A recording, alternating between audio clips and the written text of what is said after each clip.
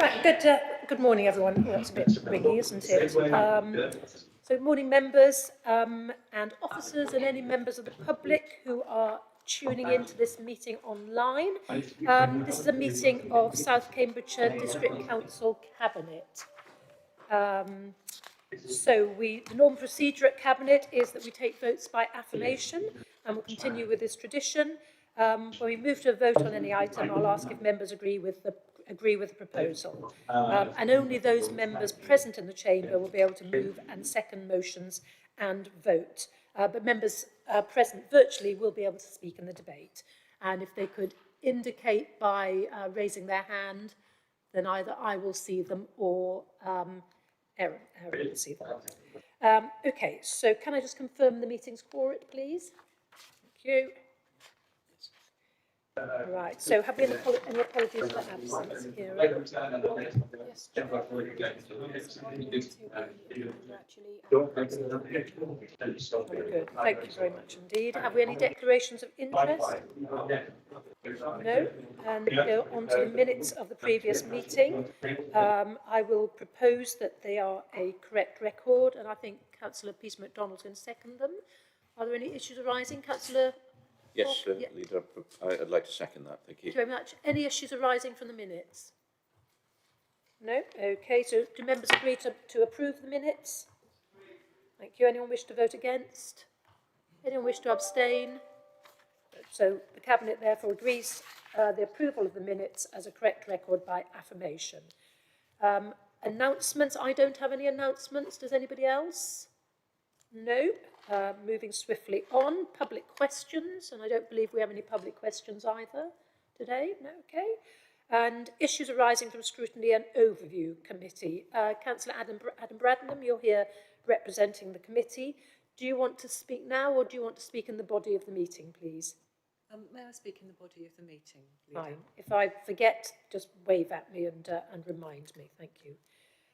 Okay, so the first item, number 7, is the response to the Huntingdonshire District Council Issues Engagement Paper. And I think this is going to be proposed by Councillor Toomey Hawkins, and I think Councillor Bill Handley is going to second it. Fine. Councillor Hawkins, do you want to introduce this? Thank you very much, Leader. Yes, Hunts District Council is reviewing its 2019 adopted local plan, which governs its development in the district up to 2036. The consultation paper is asking for feedback on how the council should set its priorities for improving the district. Of course, we have a duty to cooperate with neighbouring councils. So this document presents our proposed response to that consultation, and that's going to be jointly with Cambridge City Council. What we've done is identify what we see as the key cross-boundary issues that affects Greater Cambridge. And the main one of this is water supply, which is not surprising, quite a very key aspect, especially since parts of Huntingdonshire is served by Cambridge Water. And also to consider water efficiency standards, such as we are looking at 80 litres per person per day, that we're looking at in our emerging local plan. Travel to work and transport issues is also a joint issue that we have because we've got the A428 upgrade and East-West Rail in common. And we're also encouraging them to adopt what we think are ambitious biodiversity policies. I've got Jonathan Dixon here who can answer more specific questions if we have any. But just to say, I recommend move the recommendation in paragraph 4 of the report to Cabinet. Thank you. Thank you very much. And I believe the paper was drafted by Charlotte. Thank you very much. It's a very nicely written paper. Is there anything you want to add, Charlotte, at this point? No, thank you, Councillor Smith. There's nothing that I feel I need to add. Thank you. Thank you very much indeed. Are there any questions? No. Okay. So again, thank you, Charlotte, for all your work on this. We'll move to the recommendation as set out in paragraph 4. Let's see if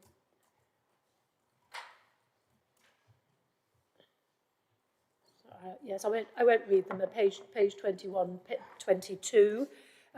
So does anyone wish to, do members agree with the proposal? Anyone wish to vote against? Anyone wish to abstain? No, thank you. So Cabinet therefore agrees the proposals by affirmation. So thank you.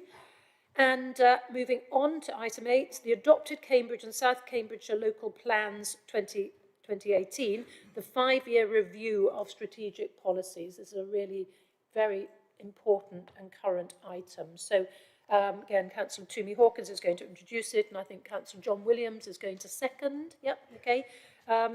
And we've got John Dixon here who will answer any technical questions. Councillor Hawkins, over to you. Thank you, Leader. I won't labor this too much, but the current local plan, as we know, was adopted in September 2018. So we'll be 5 years in a few months' time.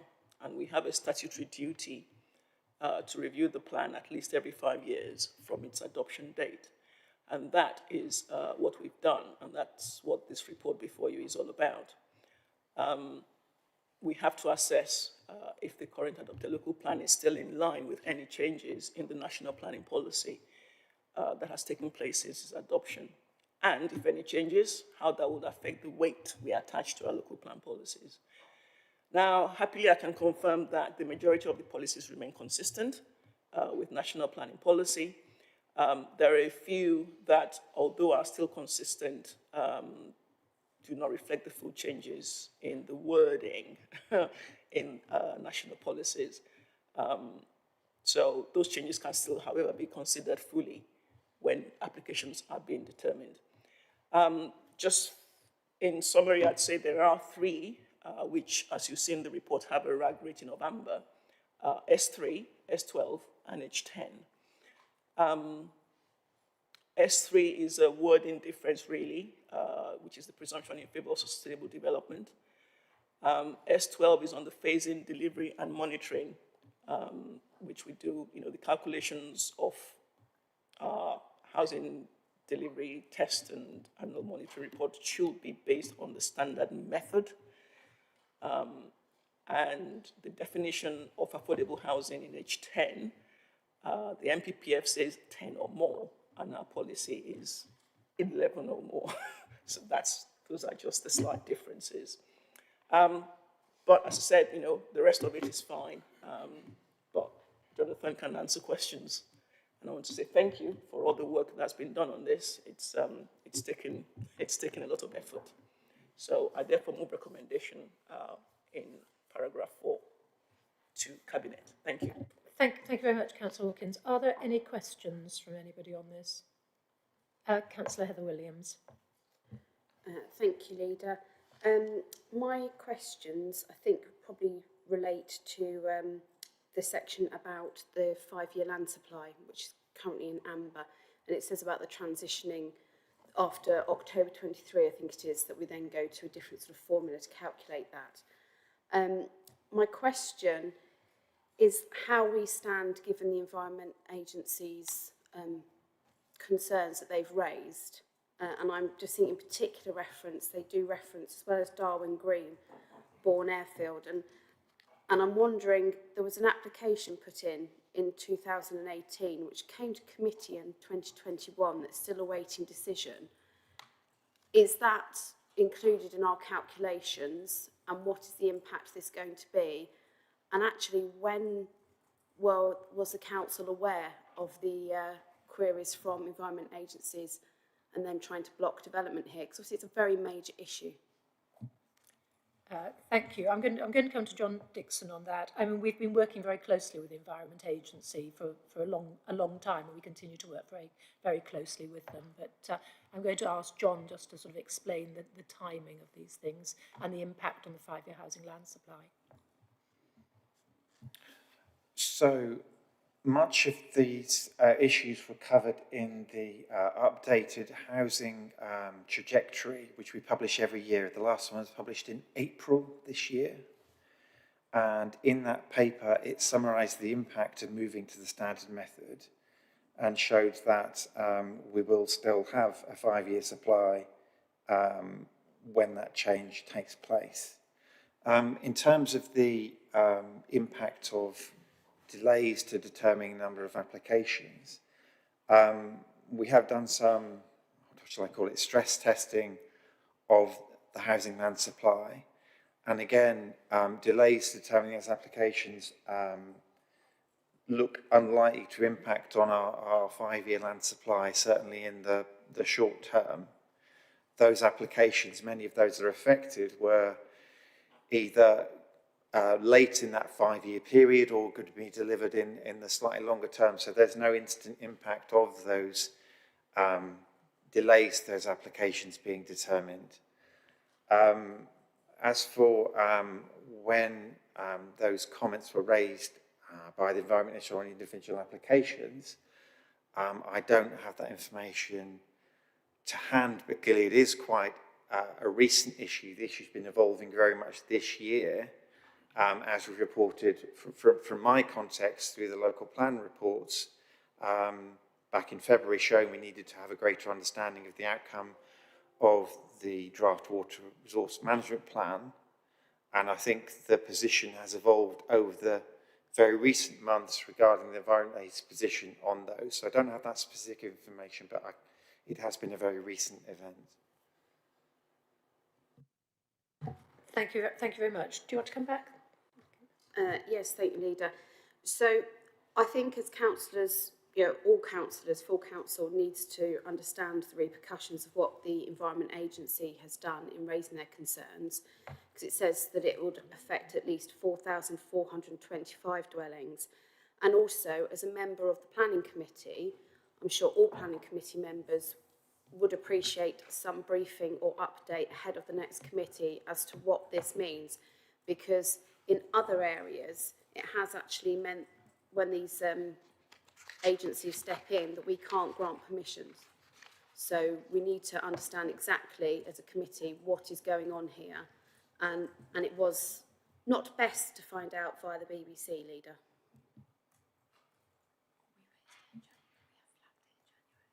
So we've been flagging the water issue for a long time, and the new emerging local plan makes it perfectly clear that water supply and maintaining water quality is the biggest limiting factor in delivering growth in the area. So it's been quite clear. It's been quite clear, and we've written a number of letters to government over quite a long period. Most recently, about 2 weeks ago, actually, highlighting to government that there's a problem here that needs escalating. And I'm aware that I think the Cambridge water plan has recently been sent back by DEFRA, am I right in saying?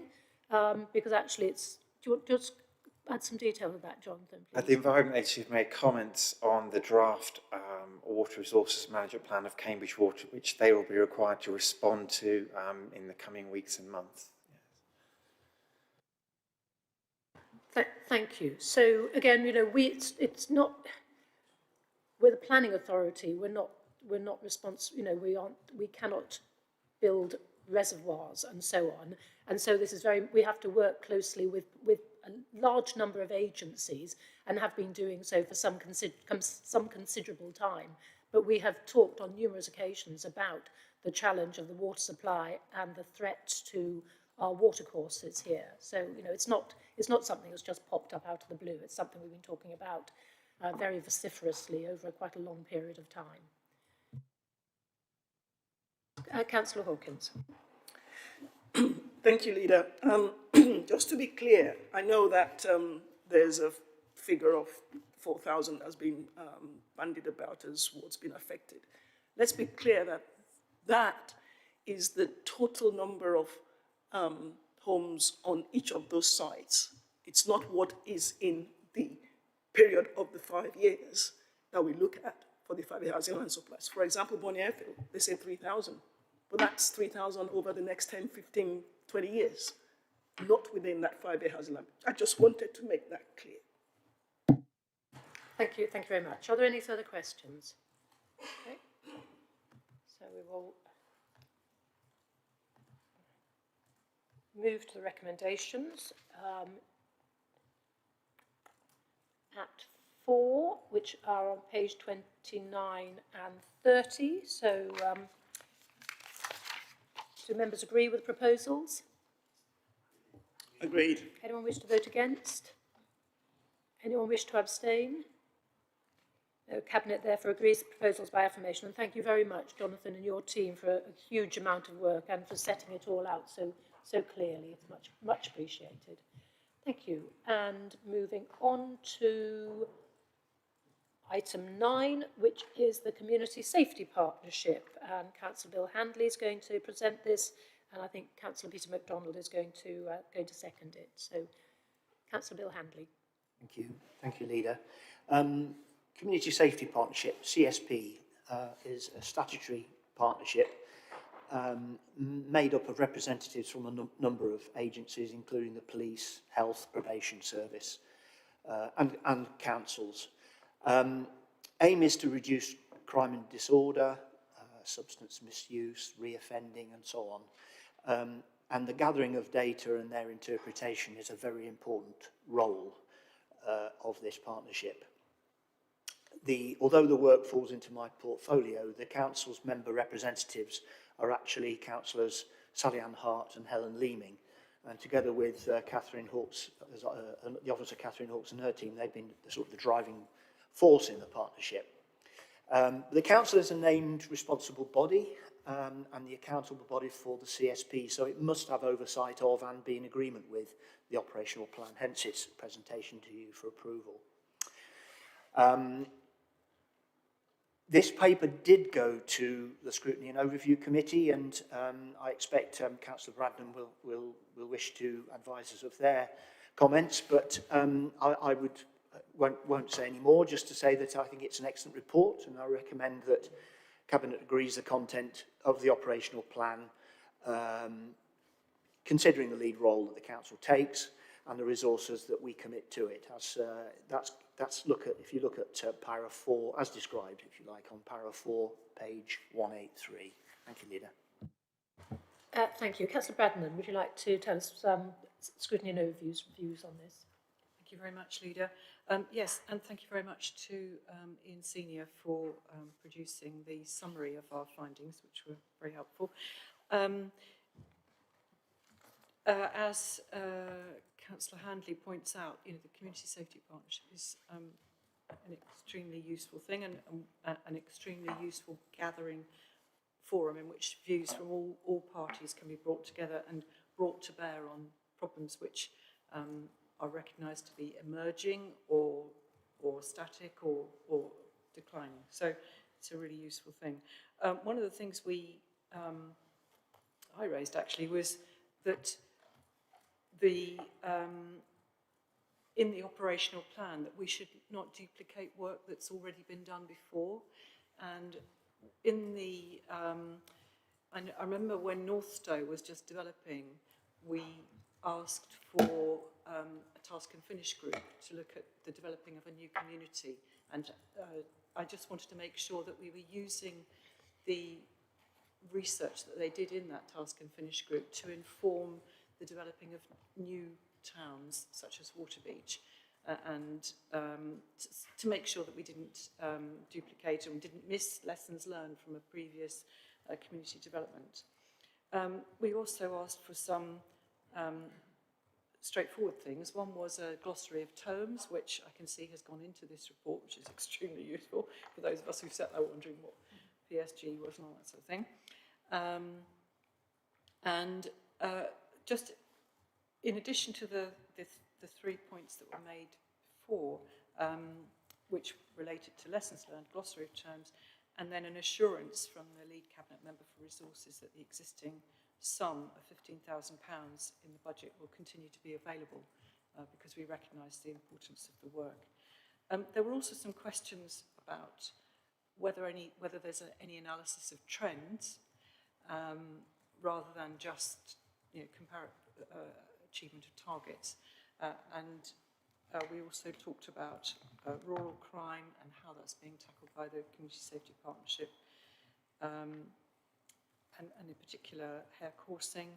And we had various other questions interrogating the agenda, but it was on the whole, we were very pleased to see the work that the Community Safety Partnership's doing.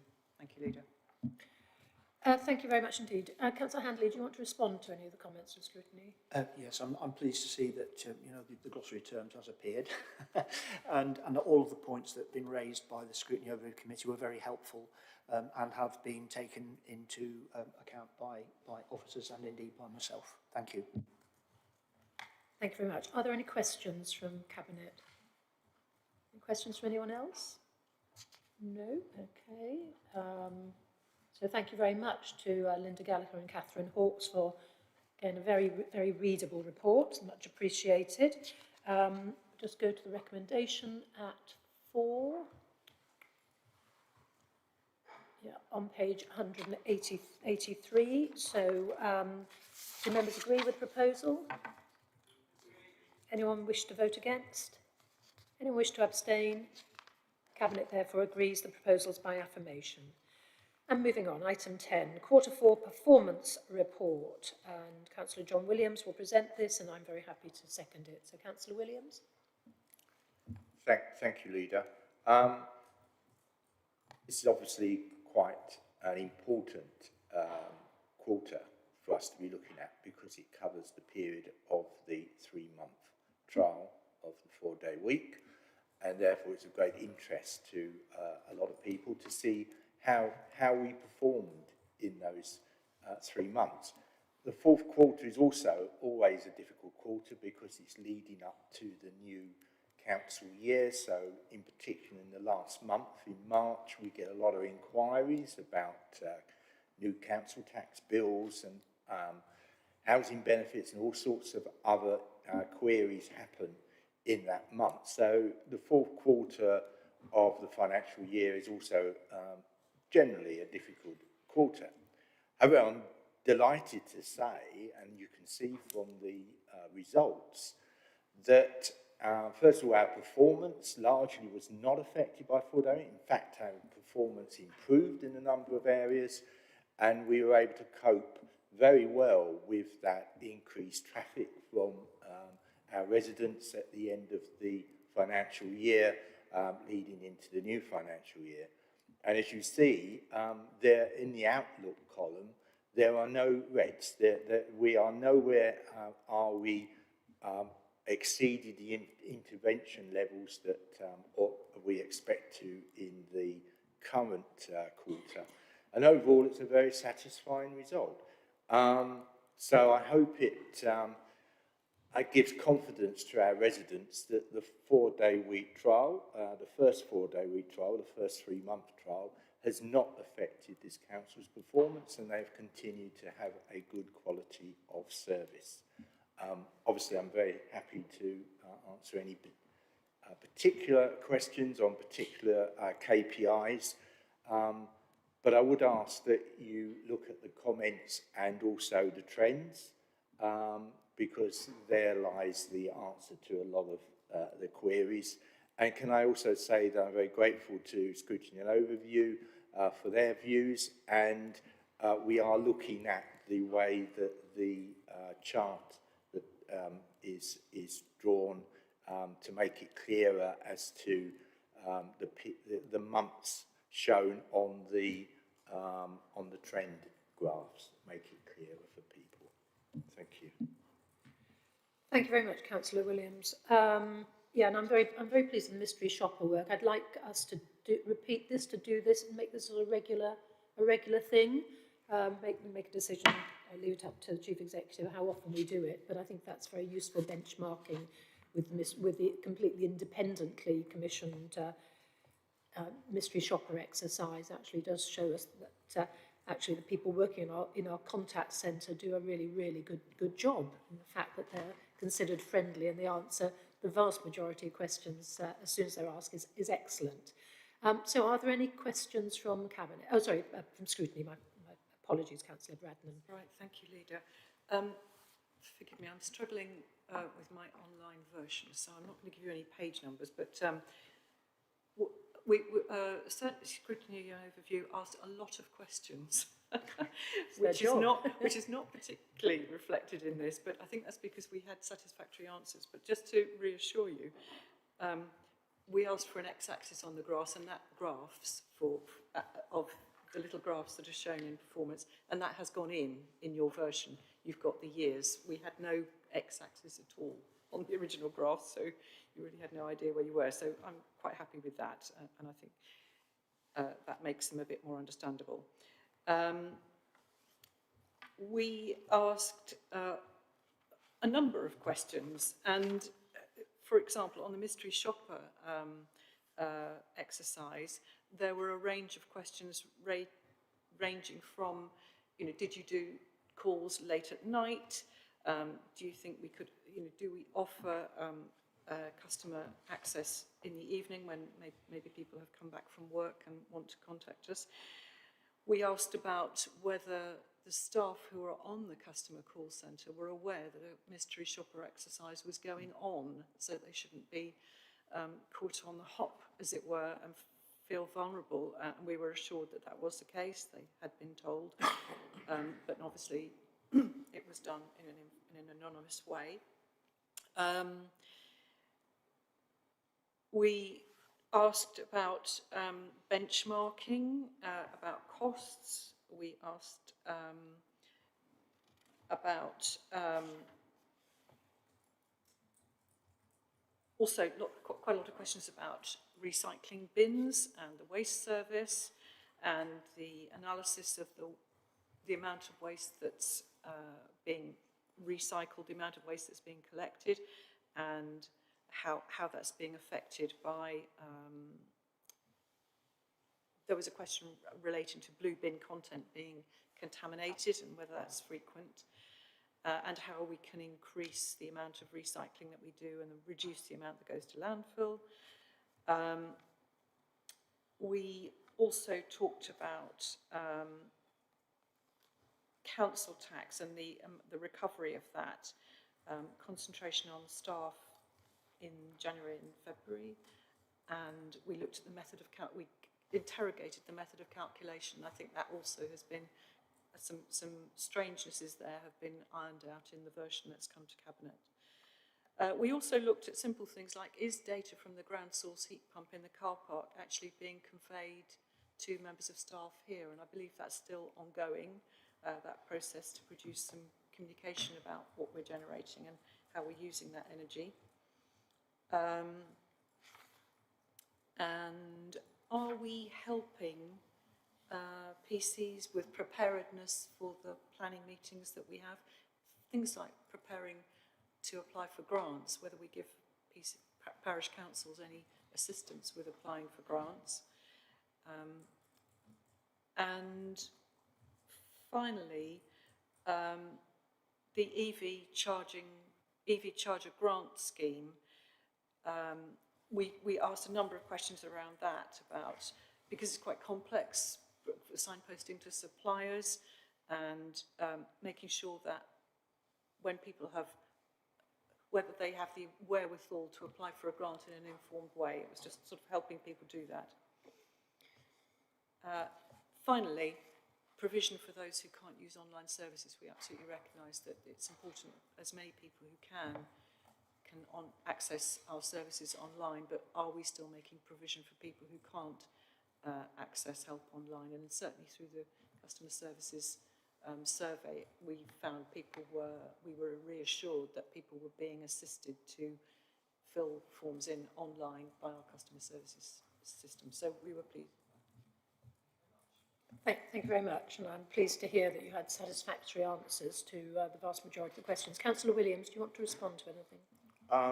No, I don't really have anything to add to that. As I say, we did have a very, very detailed and useful conversation within Scrutiny Overview on these figures, and as Councillor Bratton has said, we've incorporated, we've changed things as a result in this report. Thanks. Thank you. Any questions from Cabinet members? Councillor Williams? Thank you, Leader. One question that was asked, and I'm not sure if we yet have an answer, but hopefully we do, is to how much the mystery shopper exercise cost to run, as it was an independent and not done in-house. I don't know the answer to that. Jeff Membry, do you know the answer to that one? Yes, through you, Leader. It was £8,800. £8,800, okay.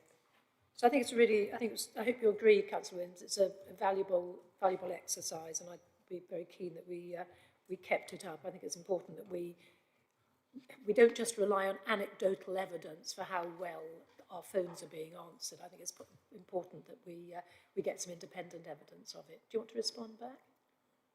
I have to say that I find actually that's really difficult to agree with.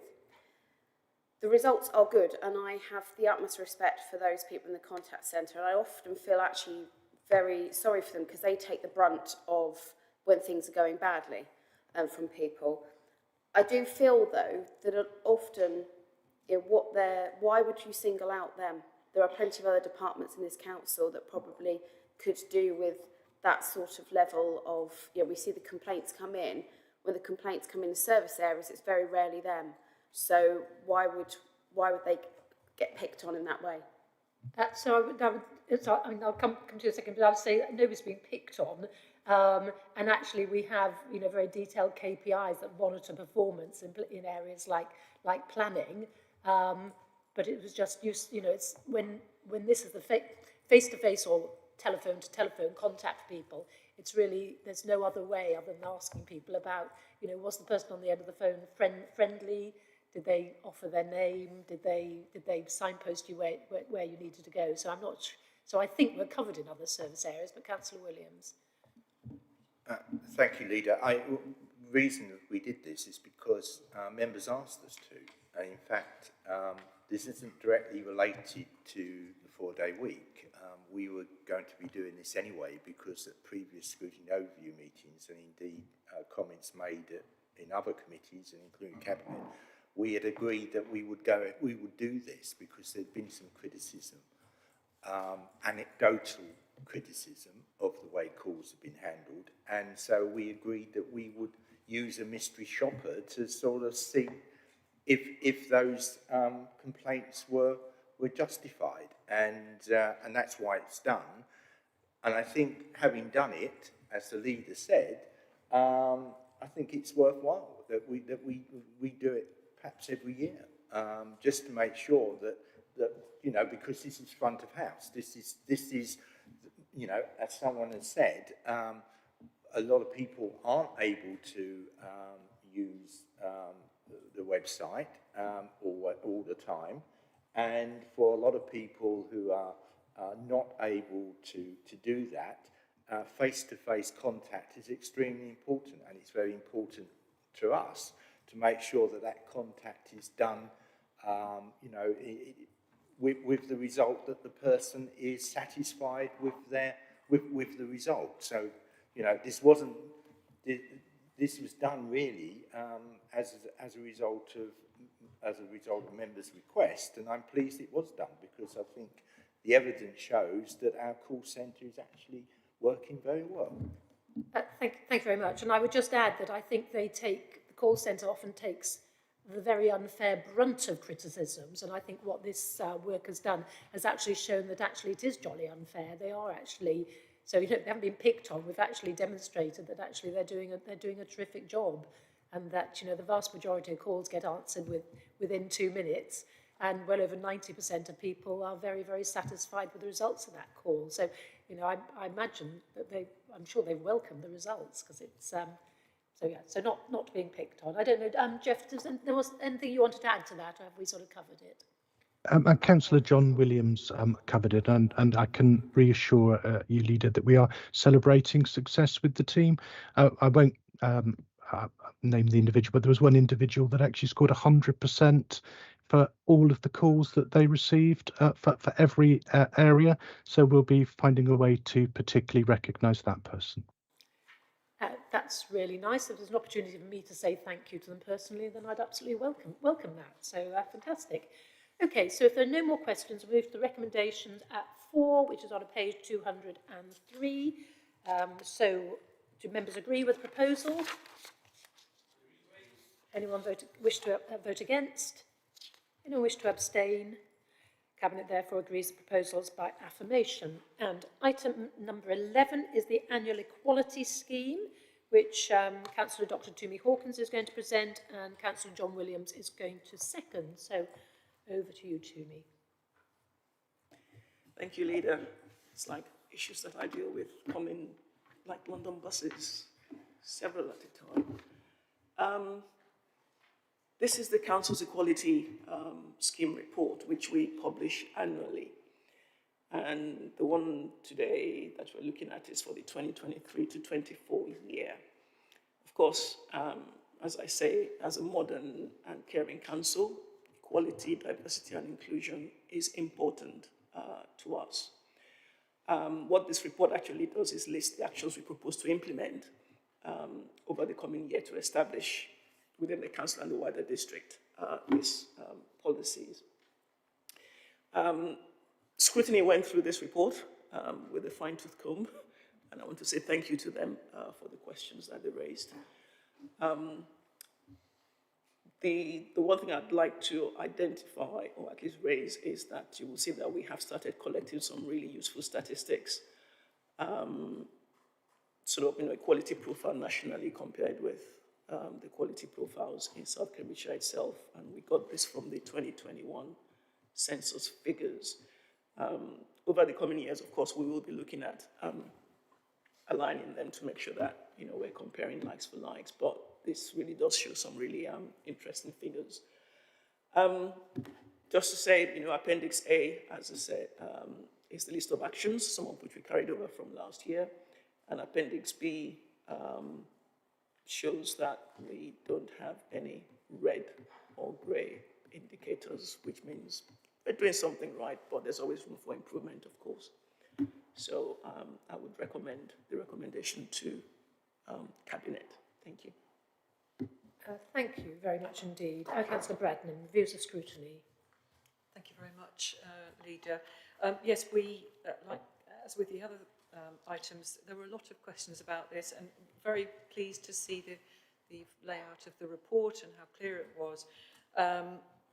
Alarmed that we will have 1 in 5 people over 65 in 2031. But one of the things we wanted to be clear about was whether, again, whether comparisons between our data and national data are being done on a comparable database. I was just slightly concerned as to whether we were comparing things from different sources and that they might not actually be comparable. But I think in general we were assured that they were, but we just need to be careful about data from South Cambs and data from county or national sources. We asked about, sorry, I'm referring to pages from the earlier report, on the horizontal tables, let me just find it. On policy, we asked about whether there were procedures in place to avoid unconscious bias, and we were assured there are. So I think in applications we were assured there's no information on age, sex, etc. We were assured about that.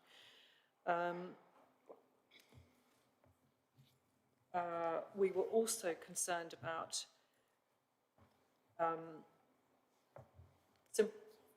while the work is going on at South Cambs Hall, whether there was interim arrangements for disabled access, and are we doing enough in terms of gypsy and traveller needs, and we were assured about that too. We looked at crime data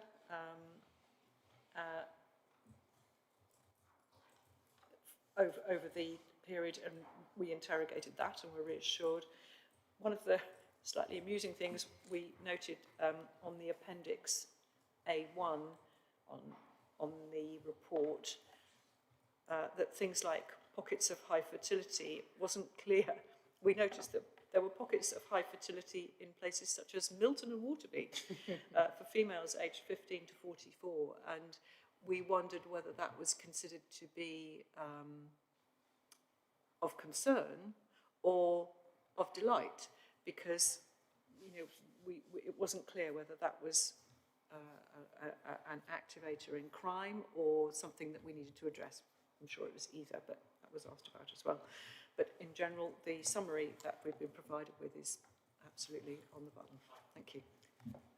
Thank you very much indeed. And yeah, there's a very, very nice infographics at 271 that puts out the headlines, including the high birth rate in Milton and Waterbeach, which I'm sure was to be celebrated. So any questions from any members?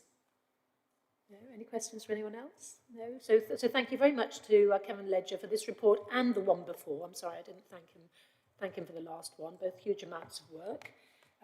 So the recommendations are set out, I think, in 3 in this one. Let's go and check. Yeah. It is, thank you very much indeed. Do members agree with the proposals? Anyone wish to vote against? Anyone wish to abstain? So Cabinet therefore agrees the proposals by affirmation. So we've got to the stage of the meeting where we need to consider whether to exclude the press and public from the meeting, and it's because the final 2 items contain information which is commercially sensitive. So members of the public are advised that if Cabinet agrees to exclude the press and public, the video stream will end. So we will thank you for joining. I therefore propose that the press and public be excluded from the meeting during consideration of the remaining items of business in accordance with section 100A brackets 4 of the Local Government Act 1972, on the grounds that, if present, there would be a disclosure to them of exempt information as defined in paragraph 3 of part 1 of schedule 12A of the Act as amended. Is that seconded? Councillor MacDonald is nodding. Yes.